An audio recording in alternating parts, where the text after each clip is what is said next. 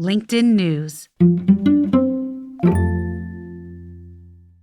Running a half marathon is hard, right? Not just sort of the physical pounding, but keeping your mind locked in, right? But staying focused for this podcast is also hard, right? And how much when you run the half marathon are you training for this podcast? And how when you do this podcast are you training for the half marathon? Because when you train hard, the cycle of training hard, it's not like you train hard every day, right? A lot of days I'm running 8 miles, 10 miles, just like letting my mind drift. And then like 2 days a week, I'm training really hard for a short period of time and I'm in a lot of pain, but I'm focusing. And I never skip those workouts. I never cut them short. I never change the rules. And I think that's a very good habit for being able to lock yourself into a work project too. That's Nicholas Thompson, a champion long-distance runner and CEO of The Atlantic. I'm Leah Smart, and this is Everyday Better. Stay tuned to hear more about what running or any discipline practice can teach you about navigating the toughest challenges in your personal and professional life. Don't forget to hit that follow button to get new episodes of our show every week. And if you want to hang out with me more, you can find me on socials. Finally, if you like this conversation, I have a favor to ask. Leave us a review wherever you're listening so we can keep bringing you more conversations that you love.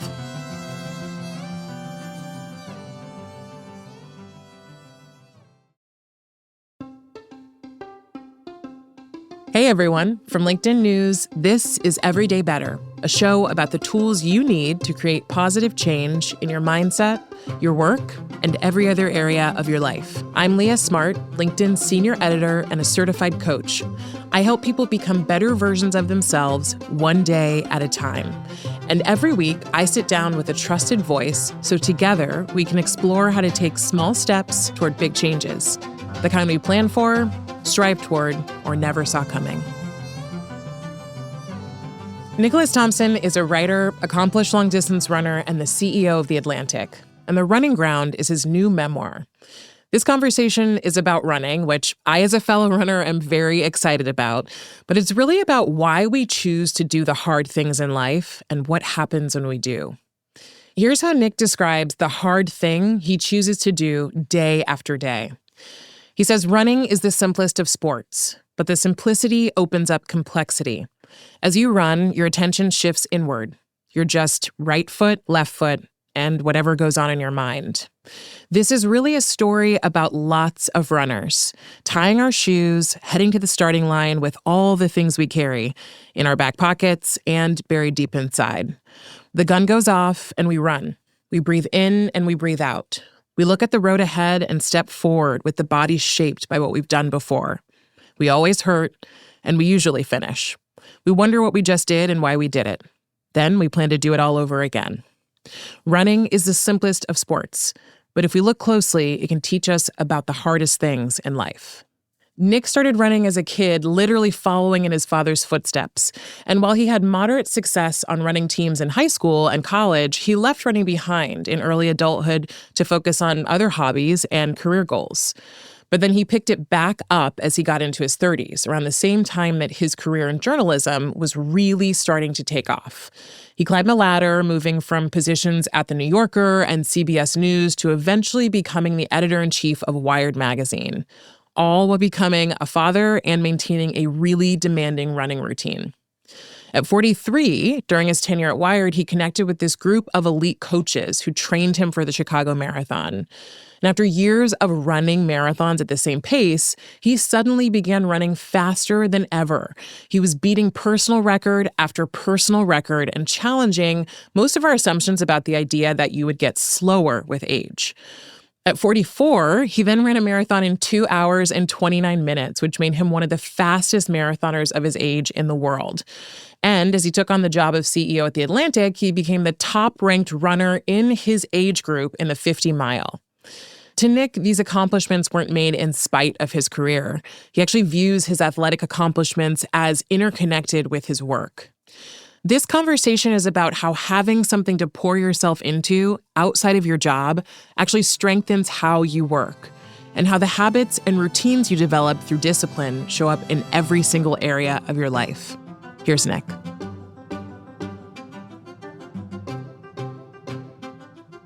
You are the CEO of The Atlantic. Correct. You've also set all of these records, and I'm going to read them off because there were too many to remember. So you are a top-ranked runner in your age group in the 50-mile. You've run a 100K, which, by the way, didn't even know what that was. And I was like, wow, 62.1? Theoretically, this course was actually 66 because they're kind of, Wow. They don't really care when it's a mountain run, right? Like you're just doing it. They're just like, it's, if you start before the sun rises and if you can finish before the sun sets, that's good. Oh my God. Yeah. And then you've been ranked one of the fastest marathon runners in your age group. I just first want to know, how do you manage both of those things? How do I manage so there are a couple of things. How do you manage being such a successful runner and being the CEO of this large business in a really, I'll say quickly changing world of media? Yeah. It's a hard question and it's a hard balance, right? And I'm also at the same time balancing being the father of 3 children. Mm-hmm. So you have like lots of different priorities in your life. So one good thing about running is it actually doesn't take up an infinite amount of time, no matter how hard you train. Like there's like a maximum amount you can run. And so no one really runs more than like 120 miles a week. No one spends more than 10 hours a week running, right? Mm-hmm. So, but that's still time, right? But it means it's not like cycling or swimming where you could not possibly be elite because people are training 20, 30, 40 hours a week. Secondly, I'm hyper efficient in how I do it. And so I train mostly by running to the office and running home from the office, right? And that's like 10 miles a day, right? And it doesn't take any longer than taking the subway. It's a little more inconvenient, and sometimes I forget to bring socks, right? And you're like, you're the CEO, and you don't really look like you're barefoot in your shoes. You're barefoot, and pants are falling down because you forgot your belt. So there are trade-offs. But, I commute to the office. I'm listening to podcasts. Mm-hmm. I've been known to do phone calls, right? So there's a way that I'm trying to be efficient. Then the third thing I'll say is that I do think they're complementary. And I think you learn skills in intense running that help with an intense job, right? You learn certain kinds of concentration. You develop daily habits, right? I think that discipline is cumulative. If you do something hard in the morning, it makes it easier to do hard things as the day progresses, right? If you skip the hard thing in the morning, I think it makes it easier to skip the hard things as the day progresses.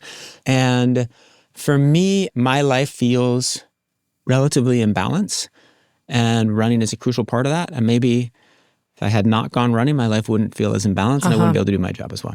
Agreed. There is something to, I really like that point about discipline and doing the hard thing early because you are then or creating space to do harder things throughout the day because you've already accomplished something difficult. Yeah. There's something about that opens you up.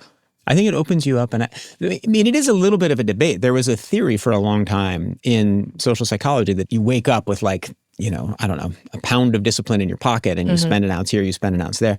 I think it's the exact opposite of that. And now social theory is conflicted. The studies go back and forth. But for me, I think it's cumulative. So I do want to talk to you about your kind of philosophy around running and how that relates to the rest of your life. But I do want to ask this around efficiency because you've noted multiple times that you care a lot about efficiency and you've structured things in that way. When people say or feel, and I don't want to say they say it, I think people have every intention of wanting to feel good, wanting to feel fit, wanting to feel well enough to be in the world and to move and all of that.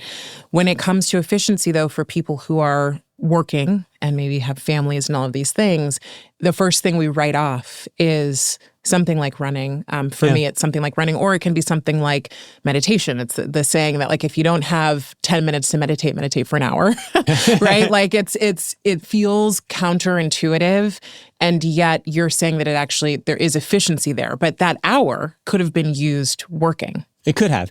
And there are definitely days where running is counterproductive, right? And where I would have like gotten more done if I hadn't spent that time running. And I know that because there've been periods where I can't run very much, where I've been injured or I'm recovering from a race. And it does open up a little bit of time, but I think I start to notice pretty quickly that I need that time outside. Like if my life was wake up, work, make breakfast, family stuff, take the subway, work, commute, family stuff, work, right? Like that's much harder than breaking that up with running, right? Where I'm outside, I'm in the sunlight. My mind is wandering a little bit. I'm turning things over in my head. Like my mind is kind of just drifting like a stream. Like that is a very useful thing to do in a complicated day. And then there are other things that, like I do think the discipline you need to run a focused half marathon, right? running a half marathon is hard, right? And being out there, not just sort of the physical pounding, but keeping your mind locked in, right? But staying focused for this podcast is also hard, right? And how much when you run the half marathon are you training for this podcast, and how when you do this podcast are you training for the half marathon? They're not perfectly the same, but there is a similarity. And I absolutely think that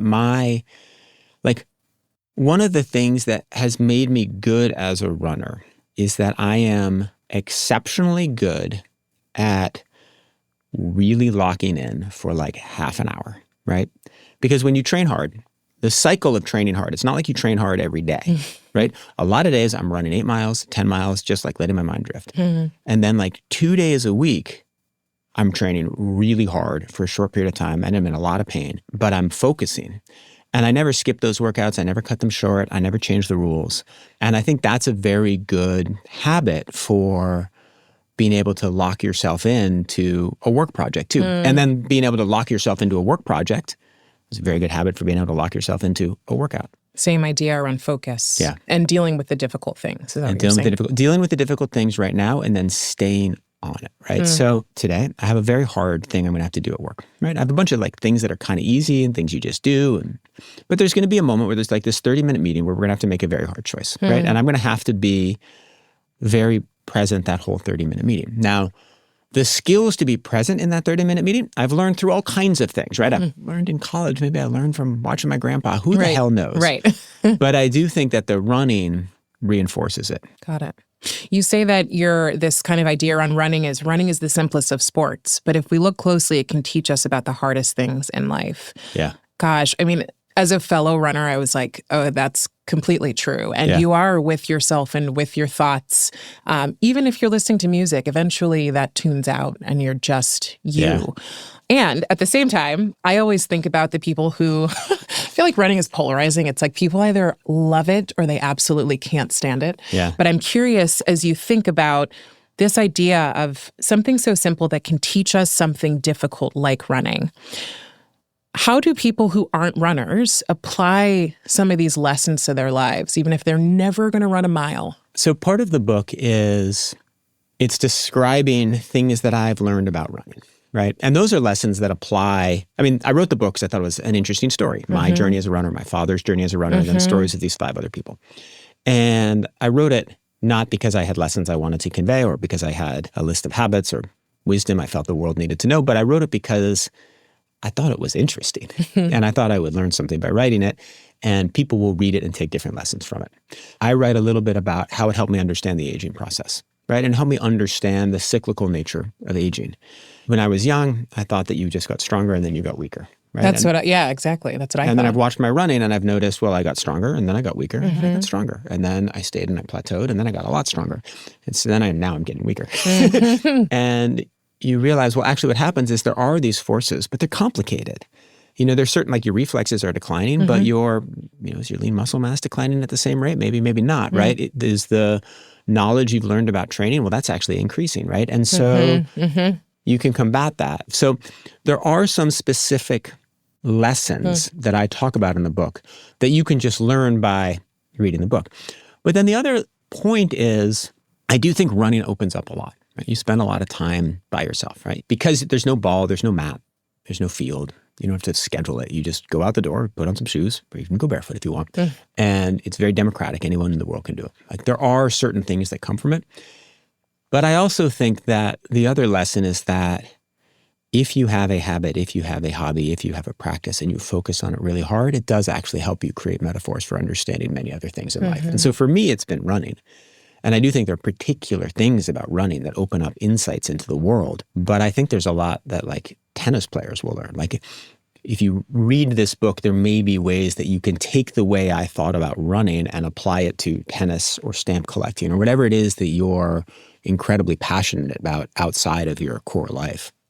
You know, I think about my closest thing to running that I also love that's been baked into my life is meditation. And when I first got into meditation, I feel like I was dragged into it. Yeah. Somebody at the Dragged office. into meditation is kind of like not how it's supposed to happen. Not how it's supposed to go. But I understand. You're supposed to walk gracefully into your meditation, sit on your pillow, cross your legs, and feel like, you are ready to become one with, I was being dragged. And I got there and I did it once, and they used to do it on Tuesdays at the office. And so then I did it again. And then I found out about an app called Calm, which most people know about now. And I started doing it on my own. And then I started doing it for a little bit longer, and I got really into it. And I thought to myself, well, why would anyone not do this? Right. Now that I'm in it, why would anyone not do it? I hit a point, which I didn't expect, which was a wall, where all of a sudden I couldn't sit still anymore. Oh, wow. I couldn't sit. And all you want to do is jump out of your skin and get off that pillow. But you just sit. And it's like you push through this intense wall of discomfort.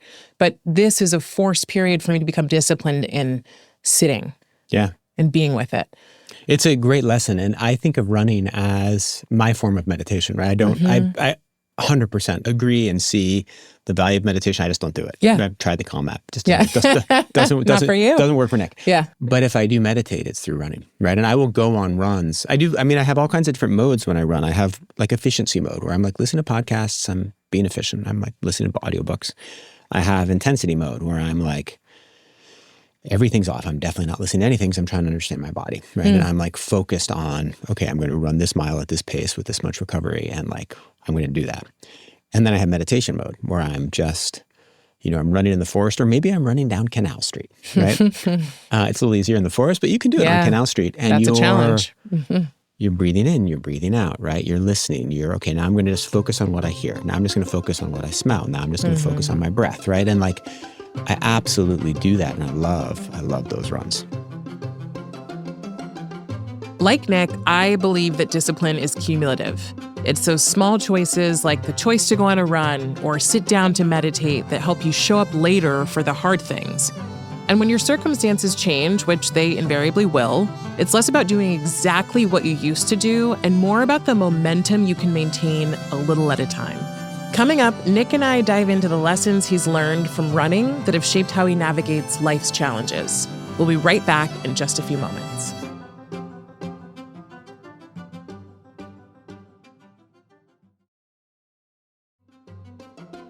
And we're back with Nicholas Thompson, champion long-distance runner and CEO of The Atlantic. I'm thinking about your first race, and I'm curious. You talk about the fact that you beat your record by over a minute. And for anyone who doesn't run, that's a huge deal. Yeah. That is not small. And the thing I loved is that you said to do it, I had to first forget that I couldn't do it. Yeah. I want you to talk to me about why forgetting works so well. Okay. Yeah, this was an incredible lesson that I think about all the time. And so I start running because I get cut from the basketball team. Not just the varsity, from the JV2 team. Oh, and, tough. Yeah. I'm sorry. Yeah. And You found your thing, though. I found my thing. And I'm at this new school, and it's Phillips Academy, Andover. It's all these smart kids from all over the world. And I joined the track team. And then I start running the 2 mile because skinny, tall kid, you put him in the 2 mile, right? And I'm not that good. And I run 11, I think the first one was 11:43. So that's fine, right? It's okay, but nobody cares. And then I run maybe 5 or 6 races all around there, 11:40. And then it's the last race of the year, and it's this big New England meet. And I remember going into the race thinking, okay, if everything is perfect, I can run 11:30, right? Which would be fine. I don't care. I come in 10th place, whatever. Yeah. And I know exactly the splits I'm going to run. I know exactly how to do it. It's whatever it is, 21 laps around, this many seconds. But then the race takes place on this kind of weird track. And so the gun goes off and I start and I go through the first lap and I don't actually know how fast I'm going, right? But I'm kind of near the front, right? And so that continues. And I remember going through the mile and they're 5:23, 5:24. And I was like, wait, what? Impossible. Impossible. I can't run this fast. And then I finish and it's 10:48, right? And that's good, right? It's a sophomore indoor class record. It's not the world's greatest time, but I get 3rd place in this New England championship. I score for the team and I've destroyed my record and I've destroyed my expectation of what I could do. And I think the lesson from that is if I had known how fast I was going, I would have gotten scared, right? And I would have said, I can't do this, right?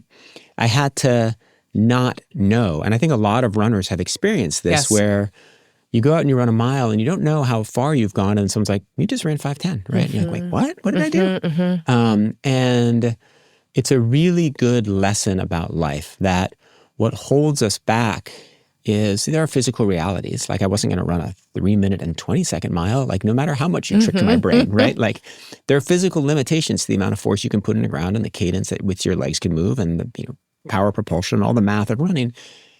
But there are a lot of mental limitations. And the thing that tends to slow us down running is not physical realities, but mental realities, where our body gets worried about homeostasis and so starts sending kind of varied pain signals throughout the body to slow us down. And so it's not made up, it's real, but it's this very complicated mind-body balance that determines whether you slow or not. And I think there's a lesson there for many things in life where you think, oh, I can't possibly do that. I can't complete this project. I can't come up with a new idea.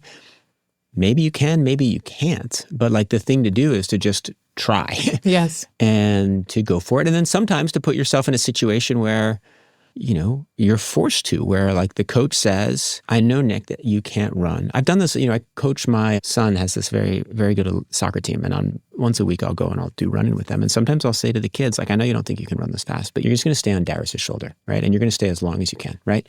And sometimes it makes him run faster and sometimes it doesn't, right? Or I'll go out, like a kid will be like, I can't possibly run a 7-minute mile. And I'll be like, fine. I'm going to run 7 minutes and 00 seconds.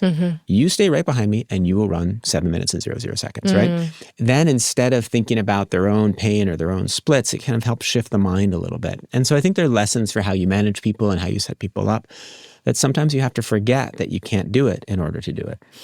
I completely agree. And number one, I always laugh because my husband and I run together a lot. And so we ran the last half marathon together. Yeah. And so the marriage has survived this? It has.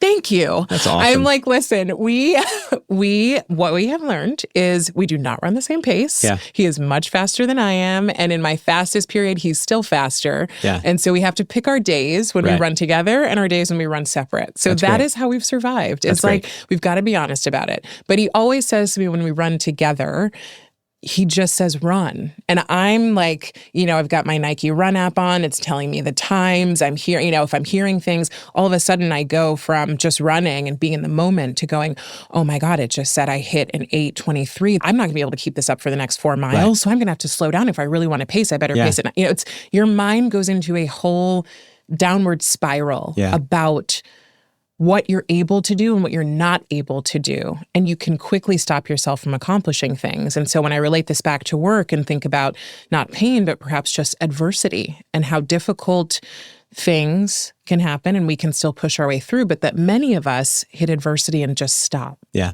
I don't have an answer for it, but one of the tensions in the book is between association and dissociation. And so by association, I mean like, I'm running an 8:23. My heart rate is 130. My internal core body temperature is this. I feel this way, right?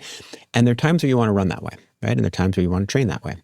And then there are times where you want to completely let it go, where you want to just float above yourself, right? Where you don't actually want to know how fast you're going. And so I tell stories in the book of different runners. One of them is this woman, Bobby Gibb, who first woman to run the Boston Marathon. And so she grows up at a time where the conventional wisdom is that literally women cannot run marathons, like their ovaries will fall out or whatever the like insane logic is. And she falls in love with the sport by watching the Boston Marathon. She doesn't even notice that everybody is a man. She just goes and watches and she's like, wow, this is incredible. So then she goes and she takes her parents' van and she drives across the country. And every night she goes to a different forest and runs in the forest for hours, right, with her dog. And then she sleeps under the stars, gets back in the van, drives a little west. She runs 65 miles with horses, right? And she's just doing that. She has no idea how far she's running when she runs. Like she just is running to be at one with the universe. And as she does this, she realized, well, look, I ran 65 miles with horses. Like, why are these people telling me I can't run 26?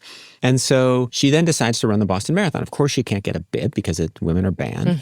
And so she sneaks into the bushes. She puts on her brother's sweatshirt and she goes and runs the Boston Marathon. They figure out she's a woman pretty quickly. I mean, it's actually a nice part of the story where the men she's running with at like mile 6 are like, I think there's a woman here. And they're like, it's a free road. Run with us, right? Whatever. Yeah. And she completes the Boston Marathon and, is this really important running pioneer, but she does it through, it's not just the like feminist, go get it, I can do whatever I'm told not to do. She doesn't even listen to that. Like she's just in a whole different plane, right? And then I also tell the story of a woman named Julia Lucas who, is one of the best runners of the last 20 years in the 1500 and the 5,000. She almost makes the Olympic team and she's in this struggle where she loves running because of the spiritual connection, but she hates it when she's like forced to put on the oxygen mask and measure her lactate levels. And she can't quite sort through this dilemma between the association and the dissociation. And I remember there's this wonderful moment where I was interviewing her. She's since retired, and we're, at a bar and we're talking. And I tell her about Bobby Gibb, and she's like, that's how I should have run. That's how I wished I had run. So running is this constant struggle, but like what you're saying when you run with your husband, where you're sometimes to go faster and sometimes to do better, you have to lock into all the data, right? And you have to really be present, right? And you have to be thinking about your right foot hitting the ground and your left foot hitting the ground. And you have to be thinking about being able to hold on and manage the pain or push the pain away or whatever your strategy is, right? And sometimes you need to be like Bobby Gibb and just like floating above yourself. Go. Yeah. I love this piece you talk about with aging. Yeah. And you have achieved some of your fastest times as you've aged. All of my fast, well, not all, but mostly. Most, great. Yeah. So most of us believe that, like you said earlier, you go like this, which if you can't see me right now, I'm doing this big like upward arrow on the graph until you're about 40, and then you just start to slowly dip 40. and dive physically. Okay, great. Let's say 30? 50. Oh, okay. It's like, are you going higher or lower? 26? Oh, God. We're all in trouble. Yeah. Most people believe that that's the process. Yeah. You said that runners tend to decline badly in their 30s and 40s, but the main reason we slow isn't our bodies, it's our lives. We get married, we have children, we work longer hours, our parents get sick, we have more pressing things to do with our time. People stop running because they get old. They also get old because they stop running. I want to know what you want to say to the person listening who feels like their lives are getting in the way of that one thing, whether it's running or something else. I mean, if you love something and you love doing something, whether it's running or whether it's, bird watching, right? You should just do it, right? And you should make the time for it. And if your job doesn't allow for it, you should carve it into your job. And if you can't carve it into your job, you should get a new job, right? And I've been fortunate that I've worked in places where I can run to the office, right? Where, David Remnick never got mad at me because I showed up in my shorts, right? Like, Yeah. And maybe it's because I worked really hard. Maybe because he understood that it, worked out okay. Even Anna Wintour never got mad at me that I showed up at Condé Nast in my shorts. Yeah. That feels like a feat. I mean, I think they all appreciate it, but you can imagine places where I couldn't have made it work.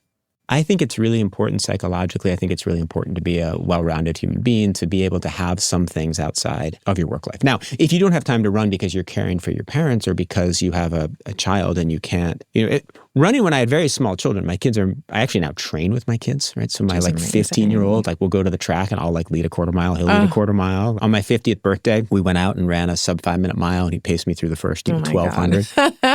And so then back to the question about aging and decline. Yes, there are things that push you backwards. As you get older, there are definitely things that become harder. But I really believe that you might slow down a minute in your marathon time, right? As you go from 43 to 46. You're going to slow down 15 minutes if you stop it and you stop for 6 months, right? Or you don't, properly deal with an injury. So I feel like just keep going forward. Just keep trying, keep doing it. And you will notice that you don't slow down at the same rate.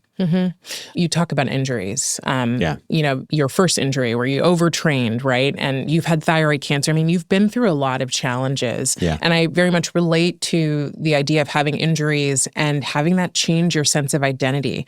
And it can feel a little bit untethering. I'm curious how, because there are seasons, right? We do sometimes end up stopping the thing for a little bit or really downshifting. How do you maintain a sense of identity? That's a great question. So for me, when I was young, I did the thing that young people do when they discover this sport, which is you train way too hard. I trained way too hard. I didn't understand physiology. I didn't understand recovery. I would lose a race and then go run hill sprints. It's not what you're supposed to do. You lose a race, you're supposed to go have a glass of water. Yeah. Take a second. Put some peanut butter on a banana and go do your homework. Cry. Yeah. I got injured my freshman year in college. It had been this thing I'd excelled at in high school. It was a big part of my identity. I show up at university and I'm a runner, right? I'm the worst recruit in the freshman class, but I am still a runner. You're still a runner. Yeah. Right? Nick you is a runner. You were a recruit. A recruit-ish. It was a good walk-on. And then when I stopped, it was very hard for a period of time to think about finding a new identity. And then I found it. I found something else completely to do and, left running mostly. But you're right that The general lesson of the book is to hold on to running. And like, if it's life that interrupts your running, try to figure out a way to balance it, right? I give lots of lessons and I hope useful information on how to avoid injuries. But if you do get injured, right? A car runs over your foot, right? You rupture your Achilles, like you may have to give up the sport. And my advice there would be find something that can do for your life what running did, right? And it'll be hard, right? You put so much time in, you've learned so much, there's so much knowledge, but like figure out what this did in your life that was really valuable and let's try to find something else because there's lots of things out there in this wonderful wide world. What would you do? If I could no longer run? Yeah. It depends on what the cause was. You know, if I had like a Achilles injury, I would probably bike or hike, right? I would go for walks on the weekends in the mountains. Like, I love that. And if I got to a point where I couldn't be outside and move, I think maybe I would write more, right? I'm now in this world as CEO where I don't actually write that much. Yeah. Yeah, maybe that'd be useful. Yeah, correct. I know, isn't it funny? You start with the thing and then all of a sudden you end up further away from the thing and go, wait a minute, that was where I began. Yeah. And like I love to, right now in this job I have, right? So my job as CEO, I'm in charge of the P&L. I'm figuring out like our brand strategy. I'm talking to the lawyers, and I miss writing and editing, right? Because it's not my job. And like, in fact, there's a wall between the Atlantic's editorial side and our business side. But I think if I couldn't do anything physical, I'd try to find something that allows my mind to wander, to be more free, and it would probably be to write and report again. Yeah, incredible. I want to switch to talk about family because your father is a very central and complex figure in your life and in the story. Yeah, I haven't realized we've gotten this far in without mentioning him. I know, and I know that's important, and so I want to just hear from you more about what his impact was on the way that you look at life and, of course, running. Despite writing this book in which he's a central character, I have not completely disentangled his influence on the way I look at life. And so he's a remarkable character, right? And he grows up in Oklahoma. He's quite afraid of his father. He doesn't grow up in the best family. He busts out, scholarship to Andover, scholarship to Stanford, Rhodes Scholarship, comes back. John F. Kennedy says this man's going to be president before I am, marries into this amazing family. He's like on track to run the world. And then he doesn't. He starts drinking. He doesn't really advance that much academically. He never figures out a political path. Then realizes he's gay, leaves my mother, moves to Washington, has a very hard time coping with his sexuality, ends up, totally bankrupt, more or less like running a brothel in Southeast Asia, right? Like a big trajectory. And the role that running plays in his life is incredibly interesting. A lot of his insecurities, I think, stem from having grown up as a not athletic man who's the son of a very athletic man, right? So my grandfather's a Golden Glove boxing champion, right? He's a big guy, right? And he wants his only son to go and play football. And my dad, of course, who later understands he's gay and not interested in any athletic things, not that you can't be gay and interested in athletic things, but my father is certainly not. He just wants to go listen to Brahms, right? And he wants to read, read the Greeks. And so my father has all these athletic insecurities. But then he realizes, both when he goes off to Andover, where he realizes that he can run without having to compete, without having to use hand-eye coordination.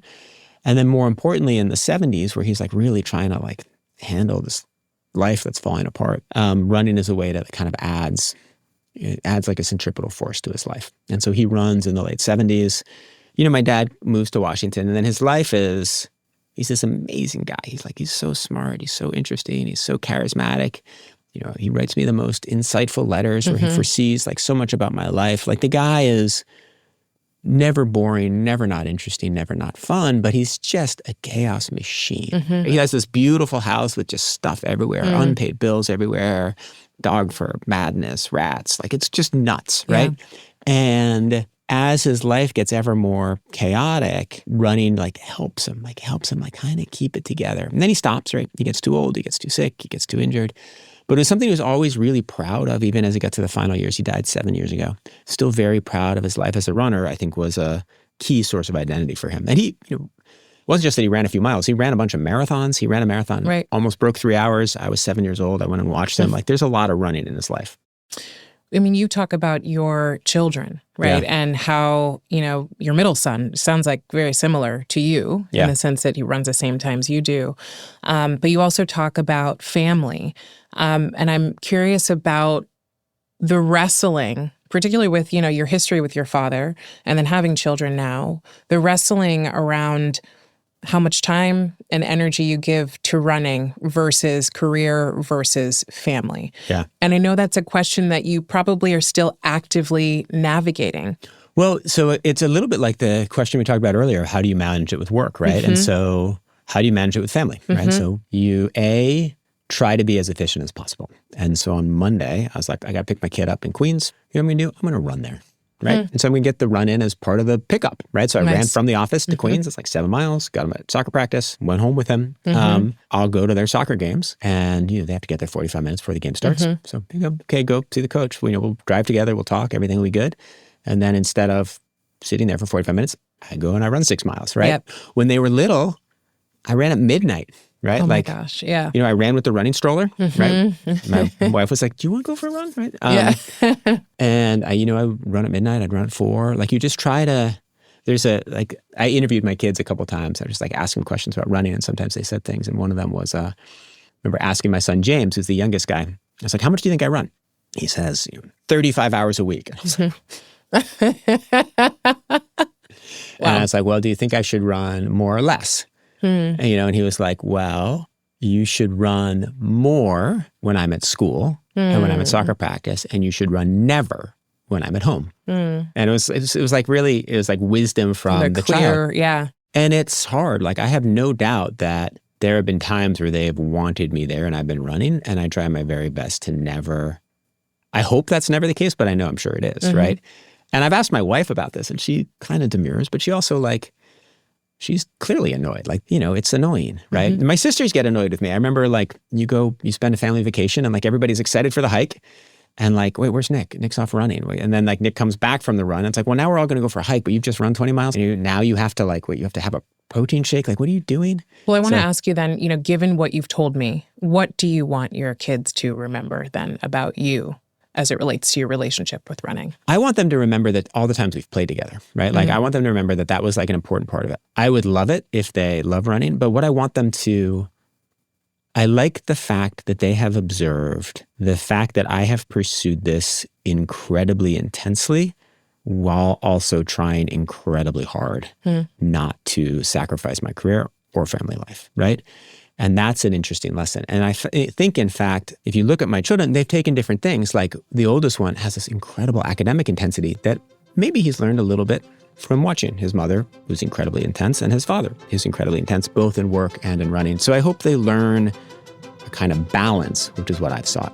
I love that. Thank you so much, Nick. Well, thanks for having me. Great. It was wonderful to chat with you about all this. Yes, totally. And good luck in your next race. Thank you.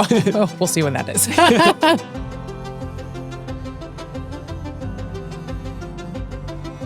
That was Nicholas Thompson, CEO of The Atlantic and author of The Running Ground, a father, a son, and the simplest of sports.